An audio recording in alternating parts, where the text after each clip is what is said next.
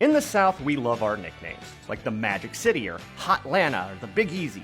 But there's just one nickname that seems to have stuck for the South as a whole, Dixie. So where did that word come from? Steve asked Ask Alabama, what's the most likely origin of the word Dixie? And based on how Steve asked, I'm guessing he already knows there isn't an easy answer to this. But Steve, historians' best guess is that Dixie just means $10.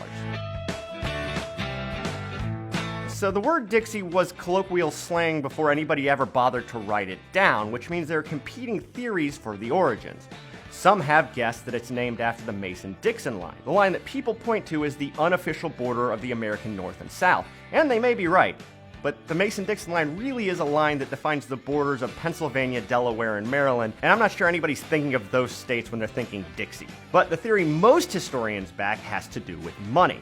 See, before the Civil War, paper money wasn't what you think of when you think of money today. The United States didn't have a nationwide printed currency for the most part. So at the time, it was legal for states and even private banks to print up their own money. In the case of private banks, they would produce banknotes representing assets they had in holding. But rather than people running back to the bank to pull out the assets to make a purchase at a local shop, if people trusted the local bank, the shops might accept the banknote straight up.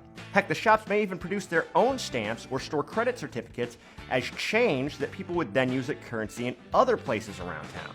So, for example, if Phil runs the bank and everybody knows Phil is a solid dude, then rather than carrying coins around, people might just take some Phil's bills to the local butcher. And if they're owed change back, they might take $3 in Butcher Bob bucks. And since the local bar knows that Butcher Bob is good for it, they might take those Butcher Bob bucks and even issue Dolly dollars if they have to make change. As you might guess, this quickly turned into a tangled web of funny money and counterfeiting, and some historians refer to this era of America as the most complicated economic system in recorded human history. Joining in the chaos was the Citizens Bank of Louisiana, based in New Orleans. They started issuing very distinctive-looking red banknotes for different denominations. Among them was a $10 note with the French word for 10, Dix, written on the back. I don't know how you pronounce that, I don't speak French, but people pronounced it Dix. These were referred to by many as Dixies, in the same way you might refer to a $5 bill as a fiver or a Finsky. As they got spread around, folks started referring to New Orleans, and then Louisiana, and then the South as the Land of Dixies, or Dixieland.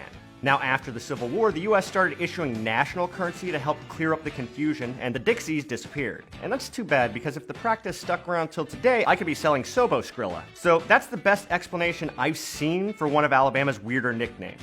Except this one guy, John Pace, submitted to Ask Alabama why was Alabama called the Lizard State. I've never heard it called the Lizard State, but apparently it was at one point because people noticed a bunch of lizards running around the riverbanks.